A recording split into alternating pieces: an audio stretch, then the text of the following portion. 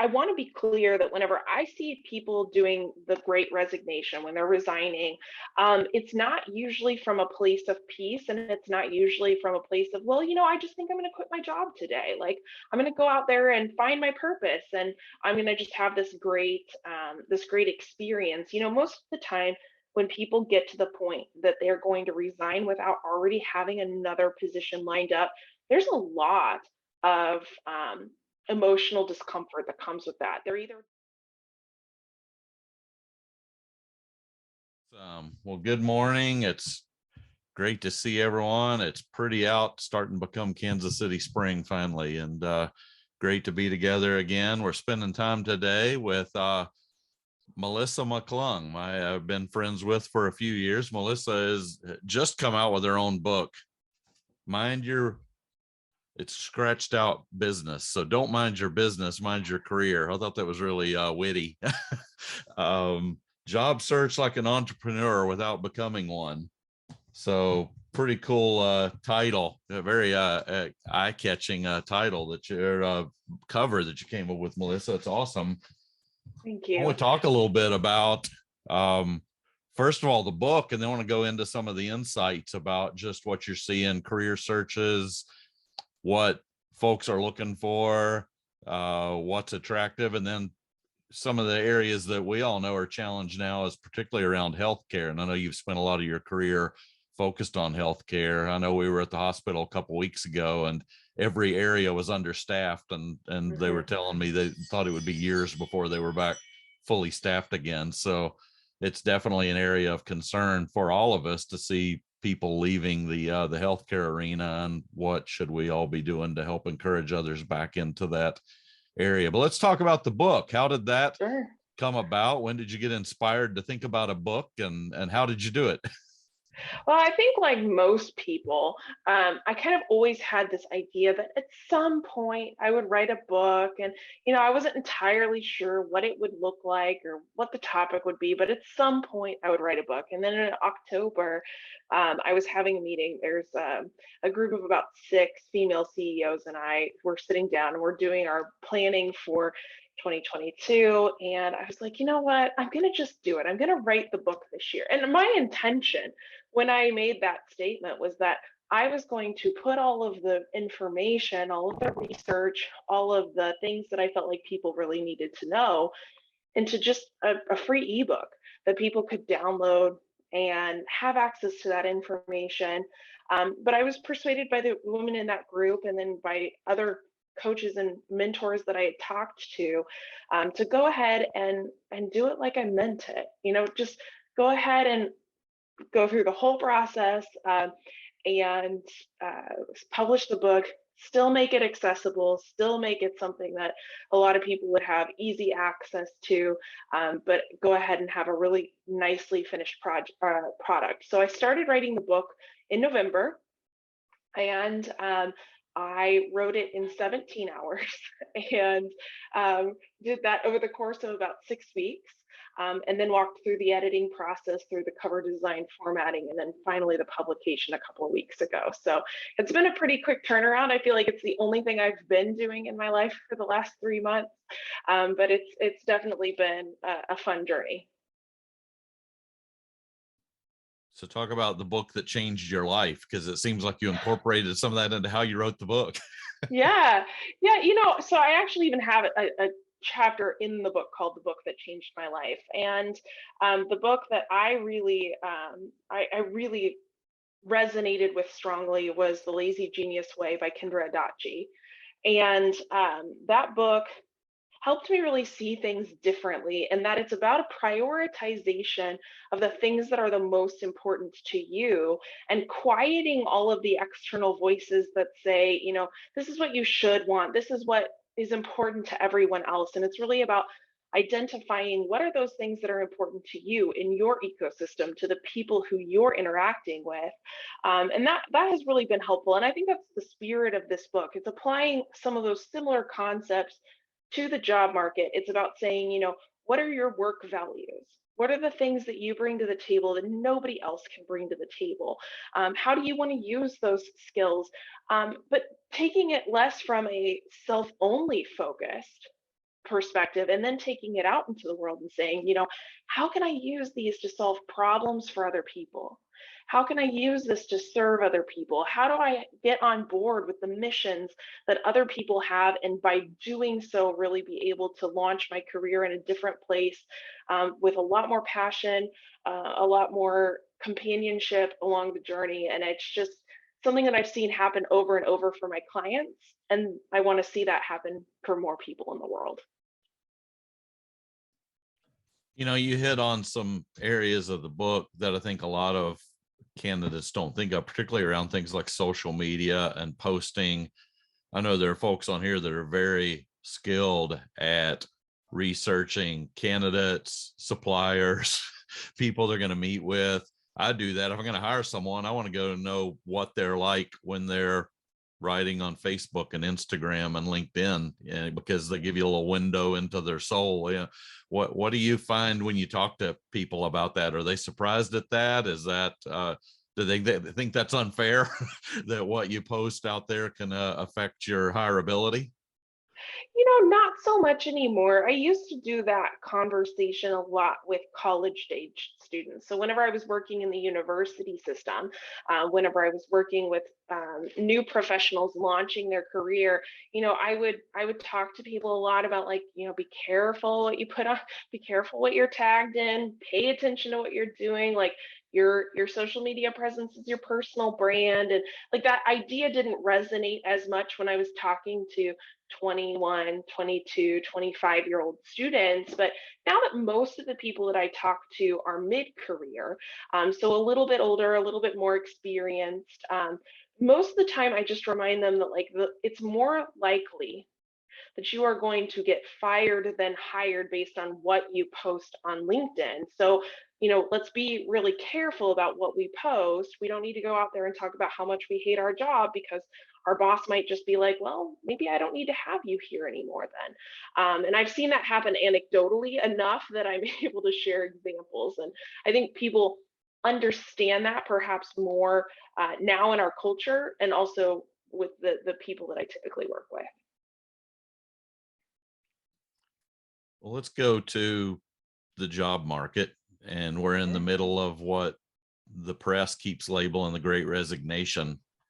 Part of that, I Yeah. think, is awesome that people are feeling liberated to go pursue their purpose, and they may become Mhm. entrepreneurial. They may go start their own business. They may piece together 3 or 4 things. So Yeah. it's not all a negative, but people definitely are seeking out something. What are your conversations with folks in the job market like? What are you seeing related to this Great Resignation, and what are folks looking for, and what should hiring folks be doing to attract those people? Yeah, I think those are really, really great questions, Randy, and I wish more people were asking those questions specifically.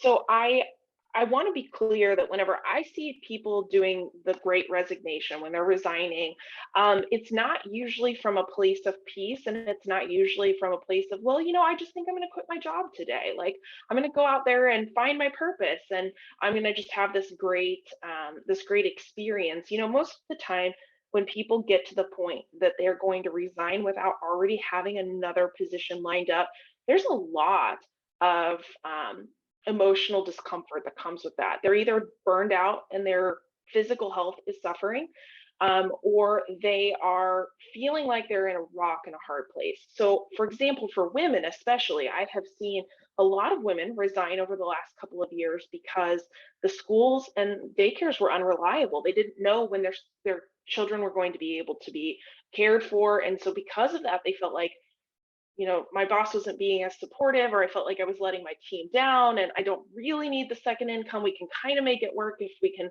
adjust things a little bit. And so they left the workforce, not out of some, burning passion to be at home with their kids more frequently, but because they felt like, we have these children, we need to care for them. So therefore, I need to be at home to care for them when the school or the daycare is closed. And I do see some people who are leaving, especially healthcare, because there was a breach of trust between the administrative staff and the frontline staff. And I'm seeing that in pharmacies. I'm seeing that in, even to a certain extent, like retail environments too, where there was a loss of trust. Some of that perpetuated by or exacerbated by the media, but also a lot of that just based on their personal experiences, that they feel like in a lot of ways their personal circumstances didn't matter to their employers. And so when I talk to people and I talk about like what's next, so we've had this resignation, we've had this, I'm leaving the job market to go to do something else. When I talk about, well, what are you looking for? What's really important to you? What are those values? A lot of the things that come up a lot is trust, flexibility, and it's about that ability to work within passion. And I think that the way that I describe that in the book, and I think something that's really important for both employees and employers to understand, is that there is a way of working that balances your energy optimally. When you are in a state that is described in psychology as flow, so where you are basically losing track of time or you're doing deep work, there's a lot of different words for it. But when you're in that state more frequently, you have more energy at the end of the day. So when you get to the end of the day, you're not drained. You don't feel like you need to just sit in front of the television and zone out, but you actually have enough energy to play with your kids, to walk your dog, to go for exercise. And the two enemies of that are anxiety and boredom. And so people don't want to be bored and they don't want to be anxious at work. They want to have that kind of maximum productivity that can only come when they spend more of that time in that flow state. So how do you in counseling folks help them figure out what that might be? They know that where they're at isn't it. I'm assuming, when they're just quitting with no job, they don't know what it is they're heading to. They're just getting away from something, but they haven't figured out what to go to. So how do you help coach folks of what to seek out and where to head next? Well, I think there's a lot of truth in the perspective of that people don't really leave companies, they leave managers. And I think that that's where it ties in a lot to the concepts and topics that you guys talk a lot about in Lessons in Leadership, is a concept of like that one-on-one personal relationship with the person that's hiring you matters perhaps even more um, than the mission of the company. And I'm not going to say that the mission of the company doesn't ever matter, because it does. And there are some people that are more driven by that than the personal relationship. But generally speaking, where we start is we talk about skills. And we say, okay, what skills are you using right now? What skills do you want to continue using? What skills are you using when you're losing track of time? Are you paying attention to those things? Are you addressing those things? And as human beings, we want to grow and change over time. We're not immutable beings. Like, we have to grow and change over time. And especially when we're talking about a knowledge economy, which, by and large, most of us work in a knowledge economy now. You want to grow in competency over time. So those skills, you want to deepen them, you want to broaden them, you want to express them in different ways. So we talk a lot about skills, we talk a lot about competencies, and we say, okay, well, what other jobs other than the one that you were doing uses these and doesn't use these other ones that perhaps you don't want to be hired for because you've done them for a long time and you're not interested in them anymore. So we talk a lot about how do you find positions that match those things, and or how do you communicate with other people what your skills are so that you can really solve those problems. And all hiring is problem solving. Like, we as business owners hire people when we have a problem that we either can't solve because we don't have the time for it, or because it's a little below where we need to be operating on a daily basis. And so I think that benchmarking it as problem solving and teaching them how to walk through the conversations during the interview process or during that prospecting process is really, really important. So someone in healthcare, they've spent a tremendous amount of time and money training, building skill sets, doing continuous education in radiology or cardiology or nursing or whatever. and they're just walking off and leaving. What do they go to? What are they looking for, and how are you helping them take those skills and go seek new things that are totally unrelated to being a radiologist, but there are some skills that they must be able to take and present somewhere. What are folks doing that are leaving? It's funny that you had mentioned at the call, like some of those people are going out and being entrepreneurs, and that's true. I do talk to people who, will say, well, I used to be, okay, so I'll give you a personal example. So my virtual assistant, for example, that I use in my business, she was a chiropractor. And she's not a chiropractor anymore. She's a virtual assistant because it's more flexible. She can travel wherever she wants to travel. She can work whatever hours she wants to work. I don't have set hours for her. I have tasks. So she completes the tasks and she moves on with her life. And I'm seeing a lot of people that move into, things like bookkeeping, into things like setting up people's Dubsado, setting up, the different systems that especially brand new entrepreneurs don't have a lot of experience setting up, or older entrepreneurs or more experienced entrepreneurs don't have time to set up. So it's about, solving those problems. It's looking for the problem and saying, I could probably sit down and take 40 hours of online classes and learn how to do this and then apply this to a circumstance where I make money. And I think that traveling and that location flexibility is very important to a lot of people. And one of the ways that we're seeing that impact healthcare is that while, yes, there are fewer people in the hospitals right now, one of the things that has just exploded in healthcare is the concept of travel nursing or travel care. And the reason why we're seeing that is that people do want the flexibility to be in a place for a couple of weeks and then go to a different place for another couple of weeks or a month or two. They want to be able to go around and see different places and interact with people differently. And while that's really good for the individual, for the system, it can actually be very hard for a hospital system to maintain a lot of travel personnel because it changes the dynamic of the team. They're usually more expensive, they're insured at different rates, and some things like that. So it does put some more burden on the system, but it's advantageous for the individual. So we're seeing a lot of that right now.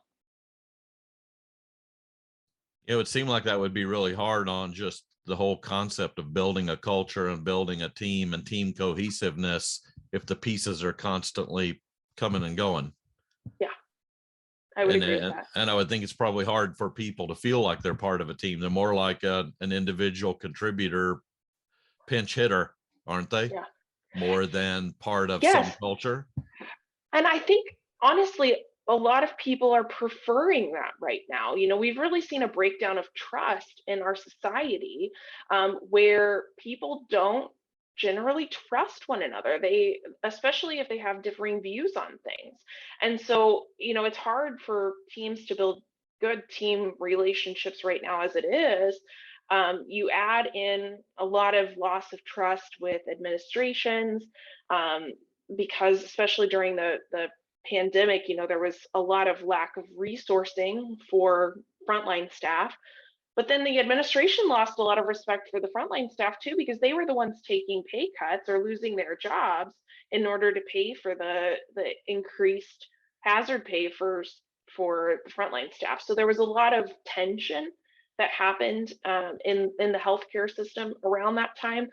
And so I think a lot of people do kind of prefer this insular, like, I can rely on myself. I can't really rely on anybody else because they've been let down a lot over the last couple of years. And I think we as a society need to think about how can we rehabilitate that, because we're seeing it not only in the decisions that employees are making, but we're also seeing it in that interview processes are significantly extended. There are what used to be 2 interviews to hire someone now is like 6 or 7. People don't trust that they can really build a relationship with people online, but yet they're doing a lot of the interviewing online. And so there's just kind of a mismatch, I think, between the actions and the decisions that we're making right now. Let's go get some questions. Let's start with Jeff. Hi, Melissa. Great seeing you again. Yes. I'll echo Randy's remarks. Love the title of the book and the book cover. It's very, very cool. Thank you. Yeah, so I'm interested in your process. So you started in November, and Yeah. did I hear you say it took 17 hours? Yes. Yeah, tell us more about that. I'm just curious what your process was between start and finish. Sure. So the first thing that I started with was something called a mind map, where it's basically just dumping everything you can think of on a piece of paper and start connecting the dots. And then the next thing that I spent a lot of time on, I spent almost 4 of those 17 hours on outlining the book, and really digging into where do I want things to fit? What do I want things to be included? How do I want to lay this out? And I have a little bit of an advantage because I'm already doing this with clients, and so it's a process that's pretty familiar to me. And so I was able to walk through that process through a lot of it. And then honestly, for each chapter, I would sit down, do the mind map for each chapter, do another more detailed outline before I would sit down and write. And then I primarily followed a formula for every chapter, where I started with a relevant story. I then did the bulk of the teaching, and then I wrapped it up with sales copy, essentially, for why you should read the next chapter. And having that formula really made it a lot easier for me to sit down and be productive during my writing time. That's phenomenal. It's like Abraham Lincoln. If he had 6 hours to cut down a tree, spends 4 of it sharpening the saw and stuff. There you go. The outline is critical. Thank you. Yeah, you're welcome. Can't wait to read it. Yeah, I hope you do, and I look forward to hearing your thoughts. I've always appreciated your perspective. So it's really 17 hours of capturing what you already knew and was already in your heart. It wasn't like you're starting with a blank page. You're doing this stuff all the time. And so it's like, what are the things I want to put down on paper? Yeah. And I have a good memory and I read avidly. So a lot of the citations were rather easy for me, because these are the books that I recommend to my clients all the time. The ones that I'm referencing in the book are the ones that I, either have on my desk or, I have practically memorized because I've read them a few times. So let's go over to Andre. Hey, Melissa, good to see you. I've never met you, but you sound like you know what you're talking about. And I love that you wrote that book in 17 minutes. And I love the comment of, you spend 4 hours sharpening the axe and 2 hours shopping, right? Makes total sense, right? I'm around a lot of this discussion, the great resignation, great reevaluation, all these kind of topics. I'm around a lot of leaders that are talking about return to work. I'm wondering from you, what are you hearing from a leadership perspective, right? I think there are several trains of thoughts, right? One, we're just going to bring people back, and the people that don't want to come back, well, so what? And I believe in listening tours. I believe we need to listen to our people. They're our greatest asset we have in an organization. What are you hearing from a leadership level, not the employee level, but what are you hearing from a leadership level on how they're approaching what decisions they make inside their organization? I think that's a great question. And I think the thing that I'm hearing a lot from people is that, sure, we value our people. We value our people very much. Most business owners that I talk to, it's not like they just don't value their people, but they're also in business. And, they don't run social services clubs. Like this is a business. Work does have to get done. And so people have to be expected to do work. Now, I think where that happens is a lot based on the kind of work that you do. And it's based a lot on regulations in your industry, and it's based a lot on practical applications about team building and all of those things. Some teams can be distributed and some cannot be.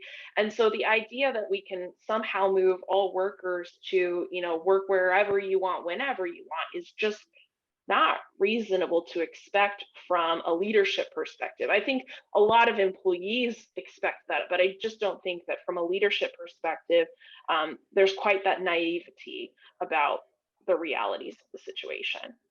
Do you think, though, because that seems to be, to me, if leaders are thinking that, it seems to be they've oversteered the car, in my opinion, right? Because I think the listening toward would tell them that employees are not saying that I want to completely work from home because that's what I'm only going to do. I think what employees are pushing back against is the ability to have their own autonomy a couple of days a week. And so if we don't listen, then we have this framework that says, well, I think the employees only want to come in and work, or only want to work remotely. And if you look at the data, they're not asking that. What they're saying is, we've had school issues, we've had daycare issues, we've had all these things, and I, as an adult, shouldn't have to ask or suggest that, hey, is it okay if I think we need to be able to listen to what people are going to come back to work from and what's going to disrupt their life, right? And I think that becomes, to me, the problem with leadership, not all, but some leadership,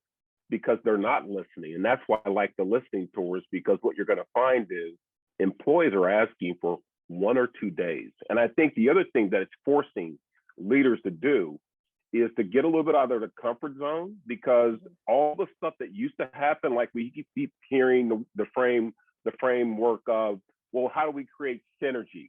I mean, John didn't walk by the coffee cooler today, so how do I know what's going on with John? It's not that hard. Call a meeting. Call a meeting to be collaborative. Bring people in just because you want to just kind of get to know them and figure out what. I start every conversation I have with presenting with how people are doing. What's odd about that is people will say, "Oh, business is fine," and I go, "No, I'm not talking about business. Yeah. How are you doing?" We don't even ask people.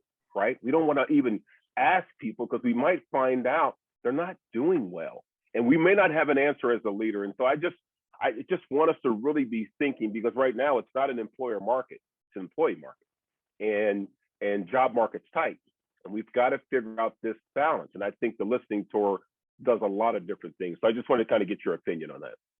No, I completely agree with you. The only thing I will say is that depending on what kind of employees you're trying to attract depends on if it's an employer or an employee market. Because okay. I will say that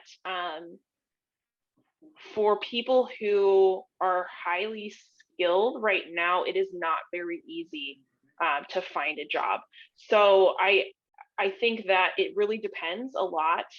When we're talking about somebody with a lot of education who does predominantly computer-based work, who's looking for something that's mostly flexible or remote only, those positions are a lot harder to find, and so employers have a lot more choice at that point. But I completely agree with you on those other things. And I think that, Randy and I had this conversation, I don't know, Randy, what was like 4 months ago, about the concept or the difference between management and supervision, and how making the transition from I'm a supervisor to I'm a manager of people is really important in leadership.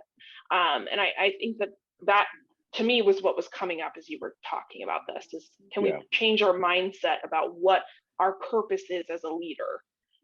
Right. In a lot of what Andre was talking about tied into that whole idea of that breach of trust you were talking about, that if we can't build that trust and that relationship, that, and even tying to what you were talking about, supervisor, the old style way of leadership of I've got to have you here and manage you. Well, people found out for a lot of jobs that wasn't true. I don't have to be seen 5 days a week. I know what my job is. I know what I need to do. I don't need you to have your thumb on me every day.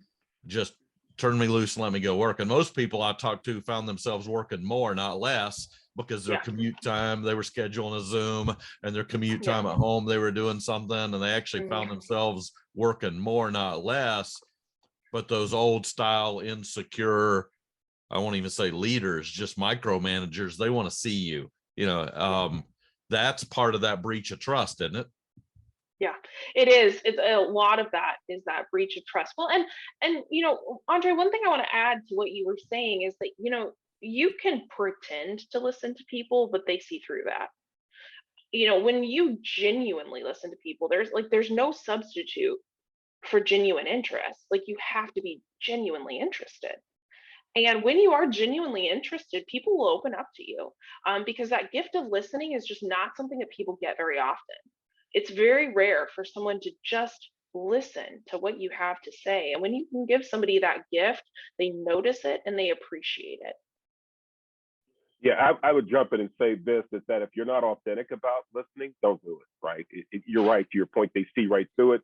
And to me, it makes your situation as a manager or leader worse, because they knew you weren't a really good manager anyway, and now you're pretending to listen because you read a book or you heard a seminar and they said, hey, be a listener. And then you go in and you try to be a listener and you're really not a listener. And they know that. And so anything that you do, I just think be authentic. And again, we are dealing with humans. I just went through Father Justin Matthews' Social Leader e-course about trauma and bias, and it's amazing. And what I will tell you is our organizations, every one of our organizations have employees that have trauma. Now, they're not coming to you and saying, hey, I have trauma, but there's something going on in their life, and what they're judging you on as a leader is, have you asked me about me? And are you only concerned about the work? To Randy's point, we are productive. We work more when we're not at the office. And so my thing is, we've got to do a little bit of extra stepping in terms of being able to make sure that our staff, our employees, our middle managers are okay, and they're leading people in this pandemic, post-pandemic, in a way that is taking care of their employees first. Because at the end of the day, you can say your clients are the most important things. They're not. Your employees are your number one asset. And if you don't take care of them, you have no client. Yeah. And I think, to your point, taking care of those frontline managers is the best way to take care of your employees too. If your frontline managers, the ones that they're interacting with on a daily basis, have good skills, have good listening, and are authentic, who feel equipped to solve problems, that have good autonomy, those people will then pass that culture along to your employees, and it will be a very healthy system. Drew's question ties so well into where Andre was. I want to jump to Drew and then we'll go back to Dan. Melissa, I just going back to frame this question back to some of the things you said earlier. I absolutely loved the conversation you had about women leaving the workforce because of families during COVID and all of these things. So I'm going to use a quote that I talk about often, which adversity tends to reveal character. It doesn't build it. Yeah. So going to that, I'm going to come back and say, as a leader, it's not that I need to see you, I want to see you. So during COVID, everybody was sort of, pushed out. And then you have, and I'm going to use the manufacturing space because I love it so much. In the manufacturing space, hey, you can't work remote. So leaders, if you're going to be remote while your people are working in the plant, you are already revealing your true character. So you talk about listening. Sometimes it's not listening. Sometimes it's just being there and feeling the exact pain of your employees. So really, to build on what Andre's asking, because I honestly think we could all talk about this all day. This curiosity, hey, listen, this is business, but I care about my people. And there is this balance piece that we've got to figure out because of remote workers. But let's be honest, not everybody can be remote. I'm sorry, that's just the way it is. So how do you balance this? Hey, this is business, but as a team, we all have to understand that business, and you build this team building piece tied to accountability for what everybody has to do. I'm just curious about what you reveal in your book. And then, of course, when I read your book, I'll tell you whether or not I feel it. Yeah. Drew, you're not going to find the answer to this in that book, because primarily who I'm talking to in that book is not a manufacturing audience. It's primarily a college educated audience. But I will tell you that I grew up at the dinner table of two of the best entrepreneurs that I ever have known, that work in a manufacturing environment. My grandparents have owned a manufacturing business for as long as I've been alive. And my dad now currently works in the business. My uncle works in the business. It's a family business, and I know a lot about it. And what I will tell you is that they did not have the option to go remote. They do strict manufacturing processes. They didn't have a chance to go remote, but what they did was they paid attention to the things that were going on in their employees' lives, to the point that Andre made earlier. They listened and paid attention. And a lot of their employees are people that have been there for a very long time because, yes, they have a policy for sick leave, but they also understand that sometimes situations don't fit within that. Yes, they have a policy for bereavement leave, but they also understand that sometimes those situations don't fit within that period of time. And they pay attention to things like right now, for example, inflation being what it is. Groceries are much more difficult for people to afford. And so they look for ways to either make the vending machine food a little bit cheaper so that people can pick up some extra snacks at cost, or they look for ways to have appreciation luncheons when that makes sense. And so they look for ways to ease the burdens that most of their employees are facing at the time. And I think that taking that from that human perspective of like, how can I serve the people that work for me, not from a charity perspective, because that never feels good to anyone, but from a perspective of saying, like, I see you and I honor the experience that you're having right now.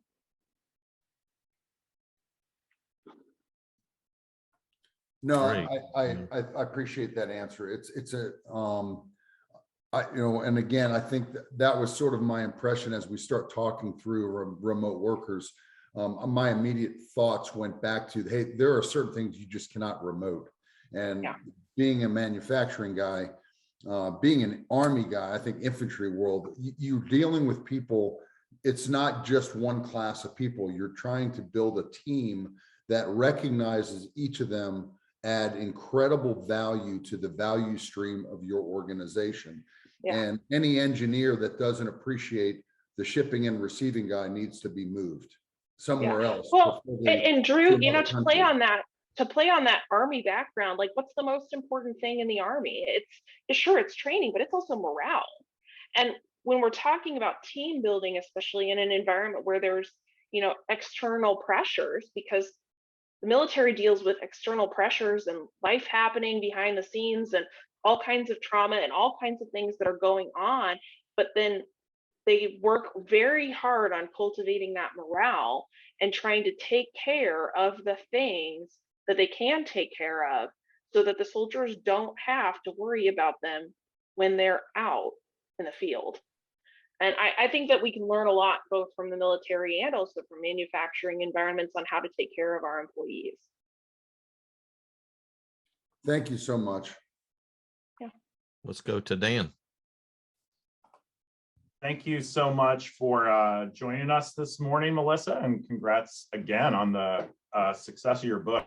So kind of a gear shift, but I just reached out on LinkedIn and noticed you had over 17,000 followers. Yes. So a lot of people are talking and espousing, building an online brand. Mm-hmm. I'm of the mindset that, you should be careful listening to advice from someone who hasn't done what you're trying to do. So was that a slow and steady process, or were there a few seminal moments that you think really helped create that kind of a followership, which of course just allows you to increase your influence and reach? Yeah, I would say that it has been a little bit of a slow process. So I developed my LinkedIn profile, I want to say in like 2008, 2009, something like that. I was graduating from my undergraduate, and I built or turned on my LinkedIn profile because at the time it was like an online resume or a Rolodex of the people that you knew. And so I set it up then, and I really didn't do a whole lot with it until I was working at the University of Missouri, Kansas City, actually, and I was doing their on-campus recruitment, and I was bringing in recruiters from different companies to recruit students. And so I used LinkedIn a lot to communicate with those recruiters. Recruiters are on LinkedIn a lot, so it's a pretty easy way to get in touch with them. And so I had grown my connections to about 2,000 people just through that experience and some other similar experiences whenever I was at the University of Missouri, Kansas, or University of Kansas Medical Center. And so I had built it up over that time. But whenever I went into business for myself in 2015, I started using LinkedIn a lot more effectively and efficiently. And it wasn't until 2018, when I had my second son, that I decided that I was really going to focus my attention on LinkedIn. And I made a very concerted effort to both have a smart posting strategy, but also a connection strategy, so that I would actually have conversations with the people that I connect with, because that's really important to me. I don't want to just have vanity metrics of like, well, yeah, I have 17,000 followers. Like, I actually want to know people. I want them to comment on my stuff. I want to be able to refer people within my network to other people. And so I started that process in 2018, and that has been the goal of my strategy since then. And it's something that I teach entrepreneurs how to do. So if you're curious about that, I'm always happy to have a conversation with you about it, because it really does matter overall. Your people are going to check you out. If you're interviewing somebody, they're going to be looking at your LinkedIn profile. But the strategy for, I want to have a good LinkedIn profile because I'm hiring, is very different than I want to attract employees versus I want to build more business. And those strategies are very different. Let's go to Kurt. Hey, thanks, Melissa, and thanks, Randy, for getting us together again on Thursday morning. I heard you talk early on about the healthcare market and how mobile nurses, for example, are in high demand, so they can kind of call the shots, right? I'm a big supply and demand and economics guy. The demand is a lot greater than supply, so they're making that. And it's a fascinating industry in that you would like, it's highly skilled, and there's some real detail in caring for patients.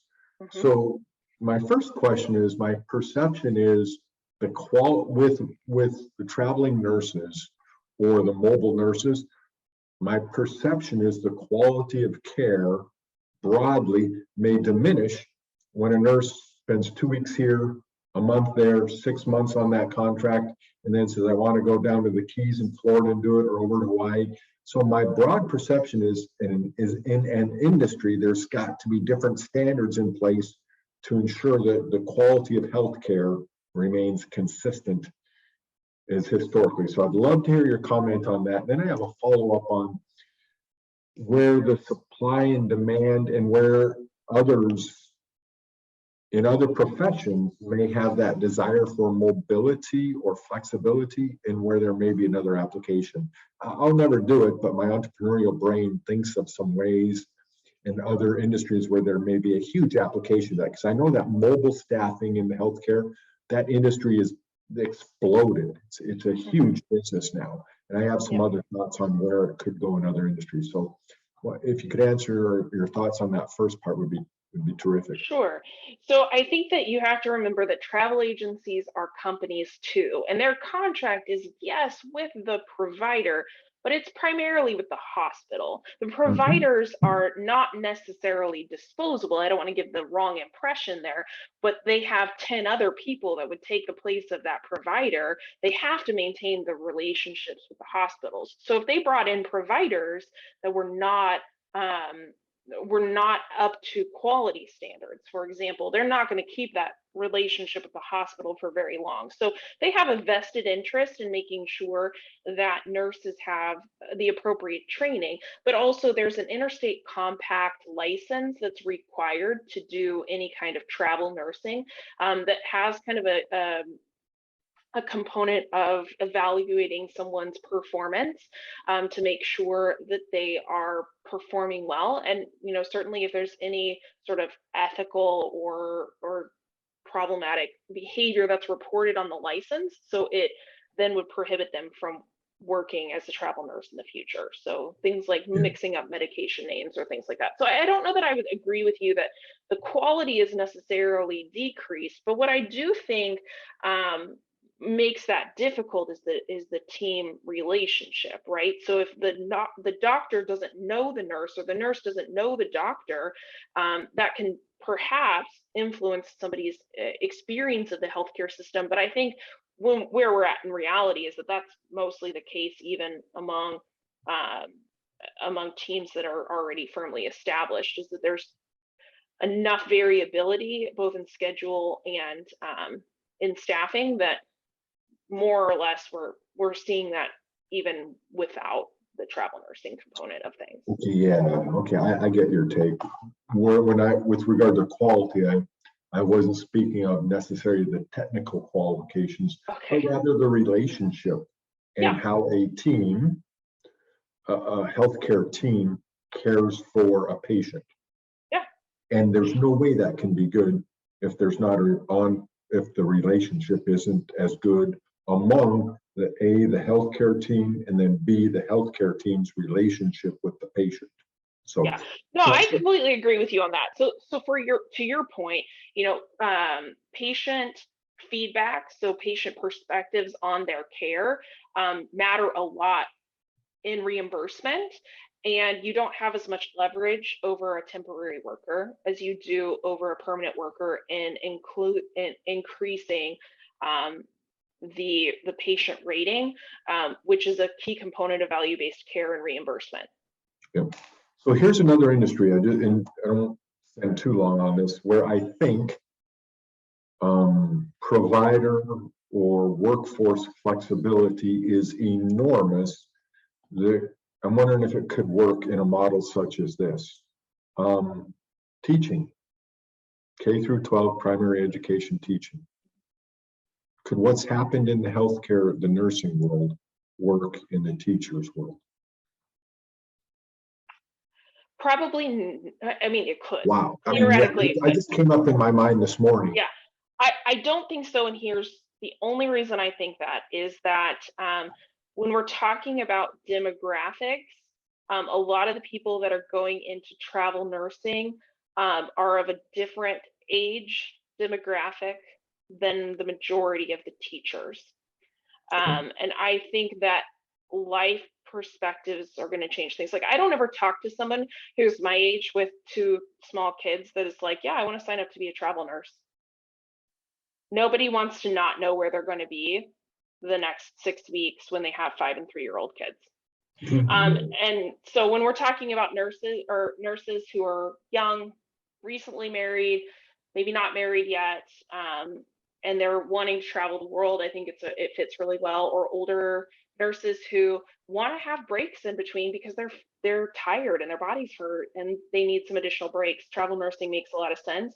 But when we look at the demographics of a lot of the teachers, they're more likely to be in an age where they have other limitations. Stability might be a little more important.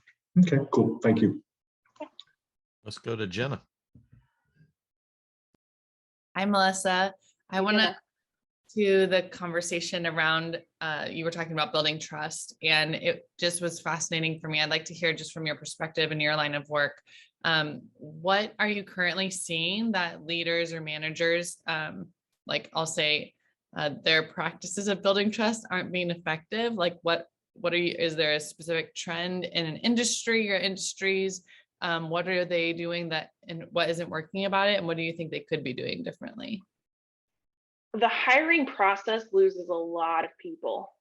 And I think that there are ways of setting up your hiring process in a way that both gets you the most effective employees without making people think they're jumping through too many hoops. So some of the things I very, very commonly hear back from people is that They don't like the generic response, I'm sorry, we went with a more qualified applicant, especially because in some cases, and in fact, in a lot of cases, that isn't actually true. They just went with a different candidate. It wasn't a more qualified candidate because the person who applied actually was rather qualified for the role, but they just went with a different candidate, or the first qualified candidate that they saw, or the first 10 qualified candidates they saw, not necessarily that they went with a more qualified applicant. That phrase in particular really is like salt in a wound for a lot of people.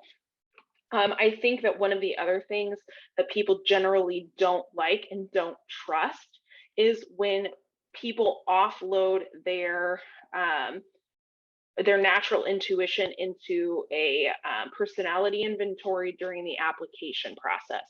So employees are totally fine with taking a personality assessment or a work assessment to help the team function more effectively, but people who are being considered for roles do not want to do personality assessments because they feel like it's a not very transparent part of the process, and that information can be used punitively toward them, and they don't like that at all. And so I would suggest that if you're going through a hiring process, you pay more attention to crafting better quality questions, and trusting or building your intuition a little bit more than just doing a personality assessment. Because if we're being honest here, most of us probably could do the personality assessment from other people, and you can learn how to hone that evaluative component in a conversation, and I just think you'll get a lot further with it. So I think that those are the two that I hear the most commonly from people.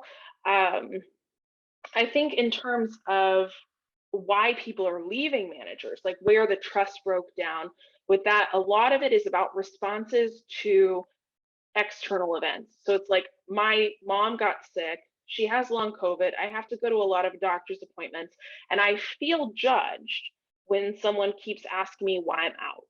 And so it's not even necessarily that the manager or the supervisor or leader is the one that's doing the judging, but because it's not communicated very well to the employee, the question feels like judgment. And I think that probably the best thing that a manager can do there is when they start noticing the interpersonal tension, to call it out directly. And I talk about in the book, Brene Brown talks about this, the story I'm making up right now. It's a very disarming strategy of saying, the story I'm making up right now is that you're angry with me, and I need to have a conversation with you about that. Can you tell me how you're really feeling? And I think that that's a very good strategy of cutting to the heart of like, hey, I'm noticing this thing, and we need to talk about it because I care about you and I care about the ways that you feel about me. Wonderful. Thank you. You mentioned people having to go to 5 or 6 interviews in the process. I can't really, I pretty much know in the first 15 minutes if I want you on the team or not. I can't understand what takes 6 times to go talk about what is driving that. Is it particular industries, particular roles? What are you seeing that caused that? I would view that as a warning sign of these people are indecisive. They don't know what they want if it takes 6 times.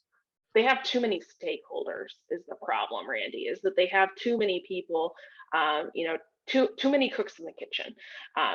In a larger business, oftentimes the concept of the hiring team is a good one. And it helps prevent things like discrimination and inappropriate decision making.